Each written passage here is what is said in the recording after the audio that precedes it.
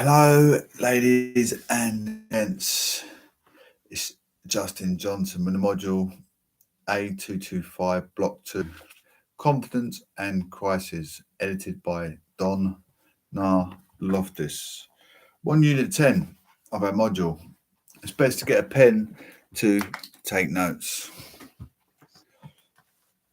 Unit 10 Work, Poverty and the New Poor Law, page 150. Overall, the total number of poor outdoor relief decreased from 917,890 to 571,982. From this table, it appears that the crusade was a success in England and Wales. When we look beyond 1877, the picture of poor relief is more mixed. There were reductions in the numbers of people receiving outdoor relief, but these were small. There were also several notable peaks in the numbers of the outdoor poor during recessions, such as 1879 to 1880. These temporary spikes occurred approximately once every decade into the early 1900s. More noteworthy, perhaps, than the occasional spike in outdoor relief are the indoor relief figures, covering those being accommodated in the workhouse. Indeed, the numbers of the indoor poor increased dramatically, from a mean of 103,507 in 1860 to 192,105 in 1889. Kid 1999, page 169, in the indoor poor represented between 6 and 8 people per 100,000 of the population between 1870 and 1914, not including vagrants in casual wards of pauper, lunatics and asylum. Crowther, 1981, page 59. Based on this evidence, it is actually fairly hard to assess the success of the crusade. While it did achieve an overall reduction in outdoor relief, the result was to force people into workhouses, which did not necessarily reduce poor relief costs. Historians and the Poor Law. The first histories of the Poor Law were written in the 19th century, for example. History of England 1830 to 1874 by William Nasu Molesworth, 1816 to 1890. Written in the Whig history tradition of the time, presented the new Poor Law as a progressive measure that saved the country from corruption by encouraging the virtues of individualism, work and self-help. But in the early 20th century, new histories emerged that were critical of the new Poor Law. The Fabian socialist Sidney Webb, 1859 to 1947, and Beatrice Webb, 1858 to 1943, who wanted to promote collectivist responses to poverty, published the England Poor Law History Part 2, the last 100 years in 1929.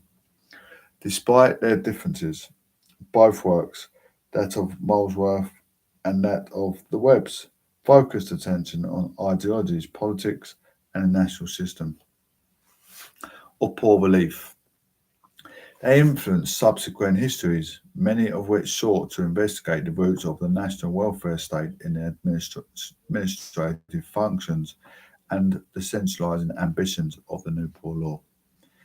Later in the 20th century, historians turned their attention to looking at how the Poor Law worked in practice.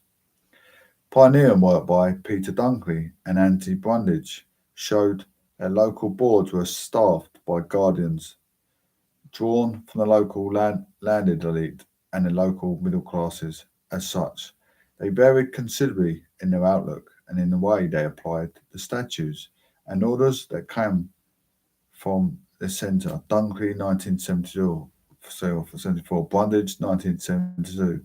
Numerous local studies have confirmed that the local working of the Poor Law was much more varied than traditional histories accounted for. As David Green has argued, there is no single history of the new Poor Law, but instead several different histories of distinctive institution and regional practices. Green, 1995, page 210. Historians have also become interested in the experience of the poor.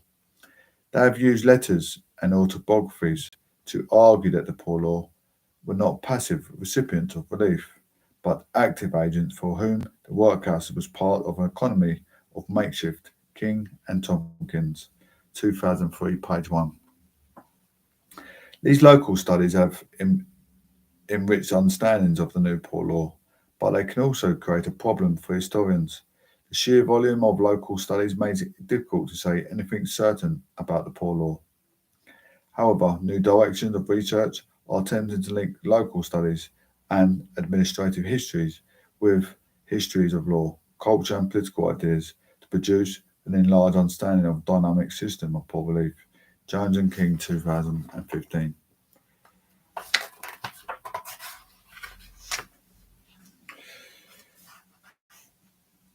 10.8 Debates on Poverty.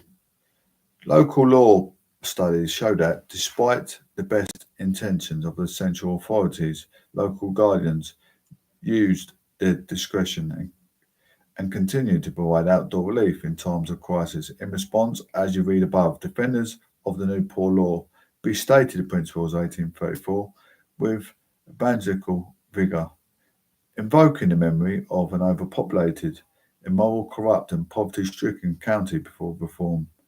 As late as 1879, William Gladstone felt the need to restate the principle of lesser legibility at a meeting of workmen in St Pancras. It is necessary that the independent labour of this country should be solicited and tempted to forego his duty to his wife, his children, and the community by thinking that he could do better for himself by making himself a charge upon that community. There is no more subtle poison that could be infused into a nation at large than a system of that kind. We were in danger of it some 50 or 60 years ago, but the spirit and the courage of the Parliament 1834 and of the government that they introduced a sounder and wider system. Gladstone's sentiments echoed those of Senior, whom you encountered at the start of this unit. Both feared that a too generous system of relief would determine self-help, which they believed was essential in building the character of the working man and, by extension, the prosperity of the country. The promotion of self-help in the mid-century was a great success. It resulted in a proliferation of bail societies, insurance schemes, saving banks, building societies, cooperatives, and friendly societies, and enabled working people to save for their future. According to the one study by a 1905 Sun 5.8 million Englishmen, 61% of the adult and male population belonged to a friendly society paying sickness benefits, from 2010. Table 10.4 Occupation men joining ancient order of Foresters Court of Three Marys in Halifax. Middle class clerks, grocers, commercial travellers, 1861 to 1870, 12.3, 1891 to 1900, 6.1. Artisan, ball makers, shoemakers, plumbers, tailors, 20, 11.5. Skilled labourers, overlookers, moulders, weavers, workhousemen, 43.1, 51.1. Unskilled or low skilled labour, labour carter, lamplighter, 24.6 and 31.1. Table 10 gives you membership details of local branch of one such friendly society. At a local level, as the table shows, members were drawn from both the working and the lower middle classes. Friendly societies perform the social function as well as providing economic benefits as places where people could get together for good fellowship and mutual insurance. As one historian has put it, Gosden, 1973, page 2, this combination of social, economic and moral good and the cross-class connections that friendly societies supposedly fostered cultivated spirit of collaboration and compromise that gave the age of Equippers its name. However, many working people found that their savings were modest, while their work was unsustainable and insecure. As a result, even the most independent of skilled workers could find themselves requiring poor relief. Godfrey Crossick's study of the occupational status of all men over the age of 22 admitted to the Greenwich Workhouse in South London in 1864 due to sickness and poverty confirms that the majority, 7%, were unskilled, but a significant number, 27.5%, were skilled men who had fallen on hard times. Crossick, 1978.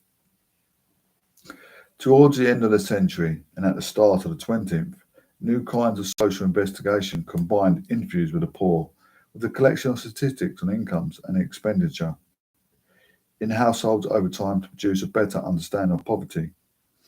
Inquiries by Charles Booth, 1849, Joseph Rowntree, 1836 to 1925, and Benjamin Seaborn Rowntree, 1871 to 1955, showed just how easy it was for the respectable working classes to fall into poverty. Using charts and diagrams to present poverty in new ways. See, for example, to the end of this unit, read B.S. Rowntree's description of life for a family in poverty below. This is taken from 1901 study of poverty in York, which social investigators visited families in their hometowns. What do you think is the implication for the principles of the New Poor Law and the ethos of self-help in this description of poverty? A family living upon the scale allowed for in this estimate of poverty must never spend a penny on welfare or omnibus. They must never go into the country unless they walk. They must never purchase a halfpenny newspaper or spend money to buy a ticket for a popular concert. They must never contribute anything to their church or chapel or give any help to a neighbour which costs them money. They cannot save nor can they join the sick club or a trade union because they cannot pay the necessary subscriptions. The children must have no pocket money for dolls, marbles or sweets. The father must smoke no tobacco and must drink no beer. The mother must never buy any pretty clothes for herself or for children. The character of the family wardrobe, as for the family diet governed by regulation, nothing must be bought but that which is absolutely necessary for the maintenance of physical health. And what is brought must be of the plainest and the most economical description. Should a child fall ill, it must be tended by the parish doctor. Should I die, it must be buried by the parish. Finally, the wage earner must never be absent from his work for a single day. And any of those conditions are broken, the extra expenditure involved is met, and can only be met by limiting the diet, or in other words, by sacrificing physical efficiency. Rowntree's description of poverty suggests that it is not a choice, even when life is stripped down to absolute basics, to substance level, with nothing spent on luxuries. Working people still cannot save money to plan for any future crisis and cannot survive without help when these crises occur. The social investigations of the late 19th century began to challenge the principles of the poor law and a belief that self-help was enough to prevent poverty. But they did not really say anything new.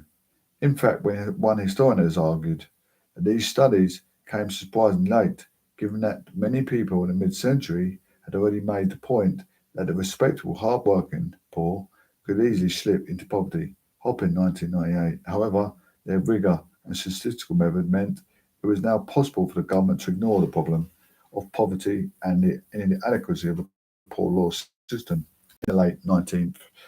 The efficiency of the poor law and a culture of self-help in a world of uncertain unemployment began to come into question. The new poor law in the mid-century demonstrates the contradictions and paradoxes of the age of quippies. It was, and still is, characterised as brutal and harsh, but it was passed by a reformed parliament which was confident that the workhouse system and the principle of the less eligibility would transform the country from one mirrored in poverty, overpopulation and corruption to one defined by energy and independence of its people. The architects to reform, men such as Nassau Senior and Edwin Chadwick, were influenced by political economy and utilitarianism.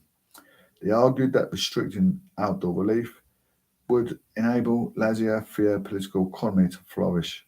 No longer would poor rates be used to subsidise low wages. Instead, the market would find the right balance. They also thought that less eligibility would encourage individualism, entrepreneurialism, and lead to growth.